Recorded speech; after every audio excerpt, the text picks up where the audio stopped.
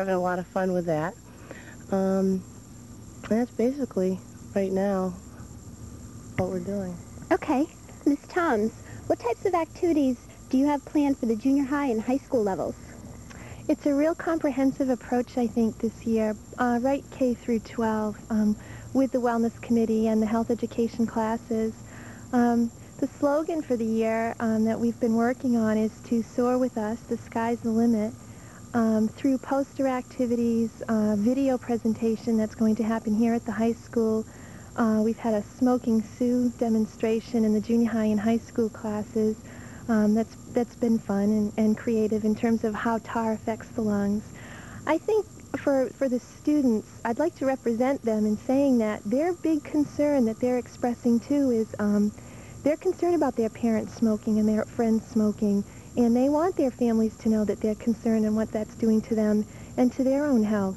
And they are committed, and they want more information.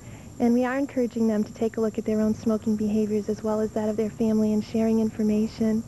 And that the sky is the limit in terms of health and preventive health care. Okay, thank you both very much, and good luck with your efforts. Thank you. This has been Jen Nero reporting for FYI News. Now back to the studio. Get your number 2 pencil sharpened and your thoughts collected, because on November 27th, ASVAB testing will take place. The ASVAB, otherwise known as Aptitude Battery Test, is considered to be one of the vocational testing tools in use today. This test will help students find which careers best fit them, as well as identifying their strengths in relation to career planning. There is no need to feel any obligations toward the military. The test will take place Tuesday, November 7th from 6 to 9 p.m. There is no change, and results will be individually reviewed with trained counselors on December 18th at 6 p.m. Steph? Principal Rachel Parody of the Agunquit Village School is planning a series of informal coffee sessions with the parents of OVS students invited to meet with her at the school. Each month, a specific topic will be discussed, the first being how to help your child learn math facts. Upcoming topics include the literature-based whole language group reading program and others developed by groups attending the sessions. The principal's coffees are scheduled to meet in the OVS cafeteria. Lisa? They say that money can't buy happiness, but the Wells Park and Recreation is sure going to try. A committee of the department is currently working to build a new playground at the 9A Rec Center. We will now go to FYI correspondent Sherry DeRoy, who talked to committee member Clarissa Sweeney about this project. What was the inspiration to build this new playground? Well, there were several mothers who were going to the Kennebunk playground and using their facilities, and we got together and decided that it would be a good idea to build a playground at Wells. So we went to the recreation director, Carolyn Vale, and she encouraged us to go before the commissioners, the recreation department commissioners, and they approved it, and we're working as a committee under them to raise funds to build a playground at the Walter Marsh recreation area. And about how much money will it take to complete this project? We're trying to raise $30,000 through donations, and then we're applying for a matching grant from the state for $30,000. And what are some of the ways you're hoping to raise the money?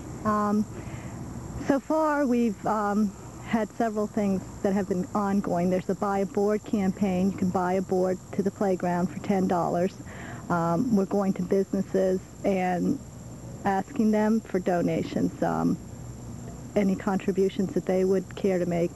If they donate $500 or more, they can have their name put on a plaque at the playground so that it's a permanent thank you as a sign of our appreciation for that amount of money.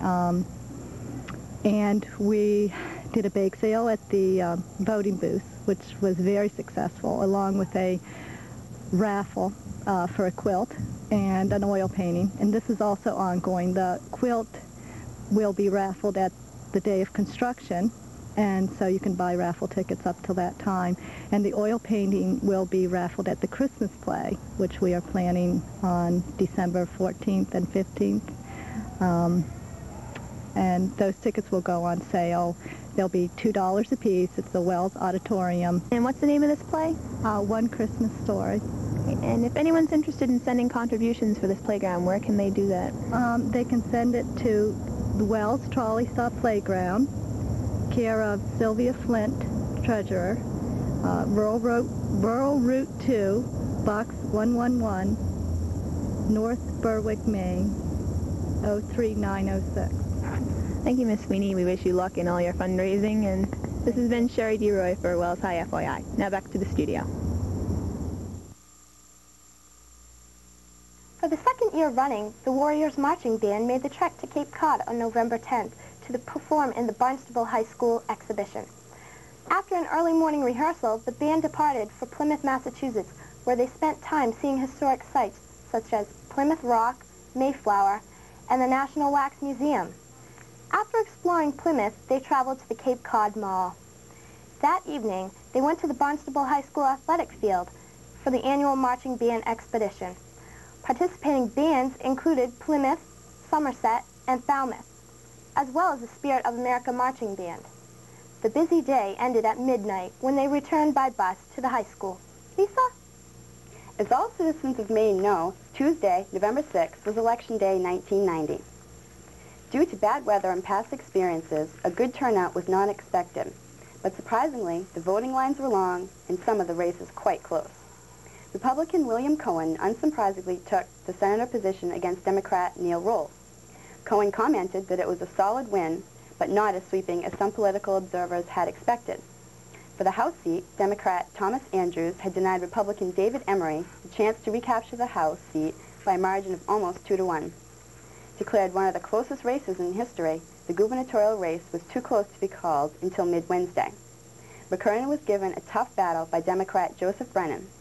Both men appeared to take equal standings throughout the state, with McKernan ahead by only 500 votes in his hometown of Bangor. Brennan raced ahead in his native Portland, 5,850 to 3,373 votes. Important issues such as the choice to shop in Maine on Sundays and an increased prison proposal are credited drawing voters to the polls. The well-publicized gubernatorial race and slumping economy were also recognized as important factors in the turnout. We will now go to this week's editorial with FYI correspondent Carrie Sheehy. Can you imagine coming home from work and not having a child there and not having a single idea of where they are? It would be quite scary. In the past few months, southern Maine and parts of New Hampshire have had frequent attempts of child abduction. Although there is nothing specific in Wells, all students in the district need to be reminded of the prudent behavior needed while waiting for a school bus. Children should be reminded of these warnings and listen closely. Never walk alone. Join a large group of students while waiting for the school bus. This is especially true for young children. Or have an adult wait in a car until they've been picked up safely. If anyone observes any suspicious or irregular behavior, they should call the police immediately. Children should make sure they exhibit careful behavior, no horsing around to prevent injury. This is not meant to scare you in any way. It is only a reminder of the precautions needed and the responsibility that you as a parent and child have.